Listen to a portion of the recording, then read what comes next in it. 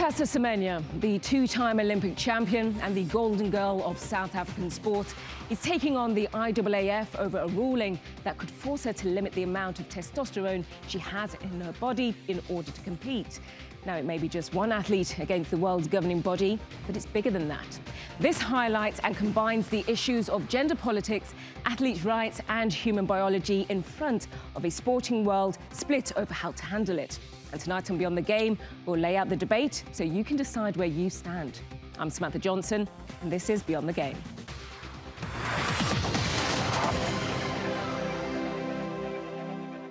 The battle between Caster Semenya and the IAAF has reached a crucial stage. It's an outcome that will have major implications on world sport. So let's outline the argument that's been heard in a courtroom in Switzerland. Now, Caster Semenya has a condition known as hyperandrogenism, which means that she has excessive levels of male hormones. Testosterone levels that are 3 times higher than the average female. Now, at the age of 18, Semenya won her first 800-meter title at the 2009 World Championships, and afterwards she was subjected to a gender verification process which was authorized by the IAAF. Caster was suspended for 11 months before given the clear to compete in women's events. In 2011, the IAAF introduced a testosterone limit, and Semenya had to take medication to lower her natural levels of testosterone, and she still won gold at the London Games a year later. In 2015, the Court of Arbitration for Sport suspended the IAAF's testosterone limit rule after an appeal from Indian runner Duty Chand, who has a similar condition to Semenya. Human Rights Watch welcomed the decision and said that the rules are discriminatory. But now the IAAF says it has strong evidence to prove that athletes like Caster Semenya have an unfair advantage. The governing body wants to require women with naturally elevated testosterone to lower their levels by medication before being allowed to compete. A decision by the Court of Arbitration for Sport is expected towards the end of March, and Lance Santos has more. Peace. That's all Caster Semenya wants, to be left to compete without restrictions. But her body and privacy are once again being put on trial for the world to see. This time, it's the Court of Arbitration for Sport deciding whether female athletes with high levels of testosterone have an unfair advantage. The IAAF wants to reinstate a rule that would force Semenya to take medication to lower her natural testosterone levels. Athletics governing body says the idea is to make the races fair. It's caused a crisis in athletics. The sports minister in South Africa has accused the Athletics Federation of violating Caster's rights. Women's bodies, their well-being, their ability to earn a livelihood, their very identity, their privacy, their sense of safety and belonging in the world are being questioned. Semenya has been through it all before. This isn't the first time South Africa's golden girl has been suspended, reinstated and humiliated on the world stage. She is a female. She won. They're not going to remove the gold medal. She won it. We rally behind Caster Semenya and her family. There is doubt about the fact that this person is a lady. They can write what they like. This is our little girl. The public can see as well. Sorry. Like, just how difficult it is with the change of rule. But her first ever title was a hollow victory. Shortly after winning the 800-meter World Championship in Berlin, the IAAF announced that Caster Semenya would be required to take a gender verification test. But this time, Semenya and her team are fighting back. The South African government has brought in scientists and physicians to argue Semenya should not be required to lower her natural level of testosterone. And many top athletes back her. Hey guys, I'm Chad Leclos from Swimming, Team SA, and I support Caster through this difficult time. I've known her since 2008. We both carried the flag in Pune for the Youth Commonwealth Games. She's a great ambassador for the country, and I say hands off Caster. Caster, can't really say how she was born, from a biological point of view in terms of her makeup. And I think for all of us, she's given the world of athletics a lot. She's dedicated and sacrificed immensely, and I think just fighting for equality, because if the IAAF were going to do something like that, do it across all all the races, not just the 400 meter and 800 meters. Would it be easier for you if I wasn't so fast?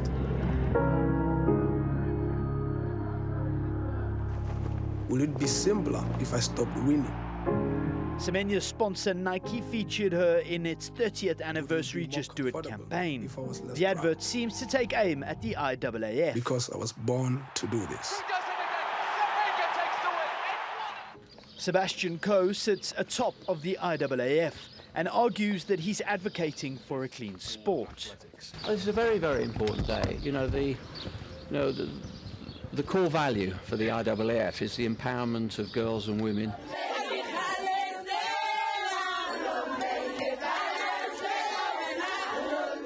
Caster Semenya has never tested positive for a banned substance. The runner from Limpopo has complied with every regulation thrown at her. But if the IAAF has its way, the South African athlete may be forced to take medication to change the way her body works. Well, Katrina Karkazis from Yale University is an expert in the field and has written a book about sex testing and sport regulations that ban female athletes with naturally high testosterone. She testified at CAS in the case of Dutee Chand, and she believes that altering testosterone levels does more than impact athletic performance. Sure. Well, one of the things we need to remember is that while this is a regulation that would affect Caster Semenya, it's not exclusively about her. And it's based on an argument that women with higher than typical testosterone levels have a performance difference, and that performance difference is unfair. And from everything that I've seen regarding the evidence that the IAAF has published and the stipulations set out in the last court case decision from 2015, they do not have the evidence to support a causal relationship between testosterone and a performance advantage along the lines of 10 to 12% over their peers, which is what CAS set out. But it's far too simple to say that testosterone alone is the decisive element in propelling athletic performance for particular individuals. And that's the part where their argument falls apart. So we had a paper come out a couple of years ago that talked precisely about that, because there are several ways to lower testosterone, not just pharmacologically, but surgically. And each brings with them short and long-term effects, including dehydration, mood changes, metabolic changes, fatigue, that as well as possible sterilization in the case of surgery. And so all of those can be a concern, especially for an elite athlete. She will continue to own her own body, but it's absolutely coercive, and it threatens her own ability to make free, uncoerced choices about whether or not to continue her career, because it requires her to lower her testosterone to continue to compete in the category that she's always competed in. So it is not simply a threat to her, it's a threat to any woman who is coming up through the ranks, who might have higher than typical testosterone levels and who wants to compete at the highest level of sport. So what exactly does the IAAF want when it calls for a level playing field? Well, under the current rules, a person with a difference of sexual development must be recognized by law either as female or as intersex. In the case of Semenya, a 2009 IAAF sex verification proved this. The IAAF say a female's level of circulating testosterone shouldn't be more than 5 nanomoles per litre in her blood. And that's the issue. A 2011 rule change saw Semenya bring her levels down to 10 nanomoles per litre. The regulations also say that the 5 nanomole per litre level should be maintained continuously. While Semenya's defence is that the proposed limits are flawed and hurtful for athletes. Well, Marilyn Okoye is an Olympic bronze medalist who raced against Semenya at the World Championships in 2009, and she joins me to talk about this landmark case. So Marilyn, thank you very much for speaking to Beyond the Game. Now, you've raced against her. I can't imagine how you might feel when you're lining up against her. But as a fellow competitor and athlete, what do you think of her situation? I think, obviously the human element comes to mind first, and I do absolutely feel for her. But as a competitor and having to run against her, for me, we too have, are subject to all the changes. And ultimately, it is something that I feel when I see her out there in front, I just question, how am I going to get up there? It's something that I feel like, no matter what I do, I'm never going to have that level of testosterone to be able to compete against her. Well, we just heard from Katrina Karkasis, an expert in the field, and she said that it's far too simple to say that testosterone levels alone is the decisive element in athletic performance. So isn't that a flaw in everybody's argument? I mean, yeah, they can say it's far too simple, but it's not just that, testosterone determines so much. It's her muscle mass. It's, the strength and speed she's able to muster, it's hemoglobin levels. So, testosterone isn't the only factor, but there's so many other factors that stem from that level that she's able to produce. So if you were Caster Semenya, what would you do in her situation? I think she is so mentally tough. Absolutely stand by who you are. She says, I am a woman and I am fast. So she absolutely has to own that. However, in my opinion, there are rules, and we just want the IAAF to finally stipulate what they are, so everyone knows where they stand once and for all. So if you were her, you would follow the IAAF's ruling and effectively dope just to make sure everything was on a level playing field. I mean, you heard the expert there. There could be major implications with her health. If I were Caster, I would do absolutely what she's doing, and I would fight for what I believed in, and she absolutely believes that what they are doing to her is unfair. However, I'm not. I'm on the other foot. So, okay, if I were Caster, I'd can you see 100%. why people are thinking that this rule change is specifically designed against Semenya, like they're targeting her? Absolutely, I have empathy. I can see things from other people's point of view. However, thankfully, you're giving me the opportunity to express and speak for those that have to run against her, whose livelihoods it's affecting, whose bodies and mentalities it's affecting as well. So absolutely, I see where everyone's coming from, but also I'm here to voice the opinions of a lot of us that aren't getting to say how we feel on the other end of it. Okay, well, if you'd like to, I suppose, expand on that and just tell us about, I suppose, the circuit and the environment that you're in, especially before races. I mean, do you feel like, I suppose, the atmosphere has become quite poisonous or toxic towards Semenya whenever there is a race coming up? No, I wouldn't say that at all. I know Caster very well. I'm preparing for a preparation camp in South Africa.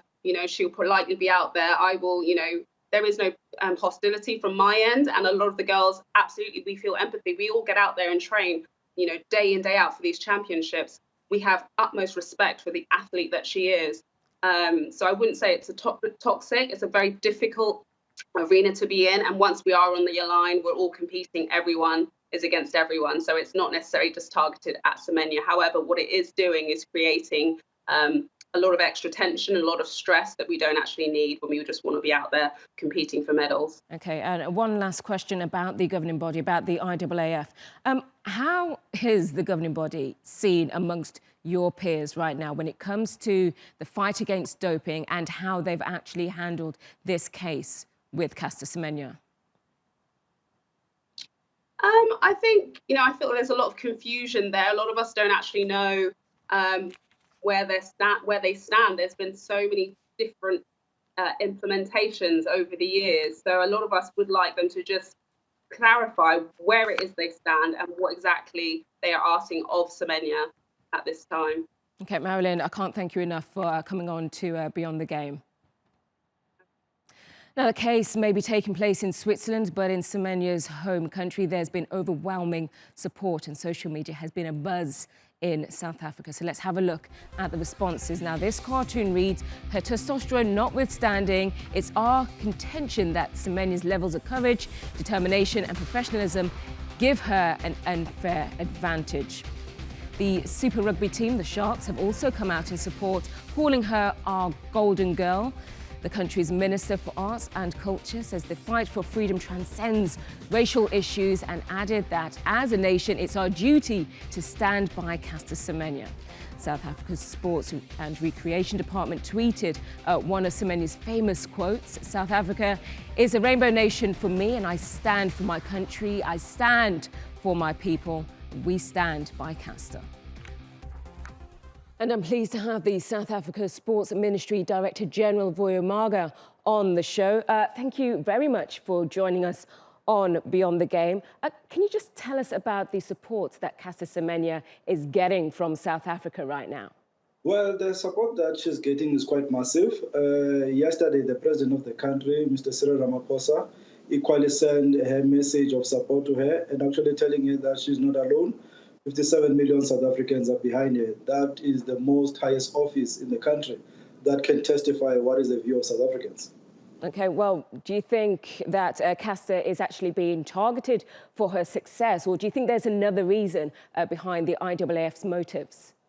Well, we think Caster has been targeted, and you'll understand that the Indian sprinter who actually won the similar case in 2014, IAAF was told to go back and review the regulation, but actually they came back to target Caster, and we feel that is because of her success in the track and that she's dominating the space and is lying very uncomfortable to the powers that be at IAAF. Okay, well, let's go back to, I suppose, the support that Caster Semenya is getting now. She is the poster girl of South Africa, your golden girl of sport. Look, she's been at the top of world sport for about a decade or over a decade. Why has it been so long, or why has it taken this opportunity for you guys to get involved? Well, we have always supported Caster. You'll know that at some point she was our flag bearer. We have always dealt with that. It's only when the IAAF really came with these nonsensical rules or regulations that we then felt that we must actually be in a corner and rally South Africans and the world in support of her. So we have always supported her. If you come to the country, she's the darling of the country. She's loved by everyone in South Africa. Actually, she's one person that unites this country. Another question, and it's more, I suppose, again, a personal question about Caster Semenya. Do you feel like she's actually being, I suppose, targeted because of the way she looks? Well, it will be quite unfortunate if that is the case. Millions of young girls will look up to her. I mean, they've got the similar issues, and they've been dealing with that. And you take a costing point of Miss Serena Williams. If she had actually listened to those stereotypes, we would not actually have seen that the greatness that she is. And she's been personally attacked, even now that she's still a professional. So really, the issues of how someone must look is really it's neither here nor there. Okay, and I suppose what happens next? What if Caster loses her case? Will you still support her? I mean, if she wins, I mean, what happens? Well, she's our girl. We are expecting more medals from her. She's the daughter of the soil. She knows she's loved by South Africans. Will always be in her corner. And we are expecting that this case, by the end of March, the ruling will rule in her favor, and then she continues to dominate the world. Vuyomaga, thank you so much for joining us on Beyond the Game.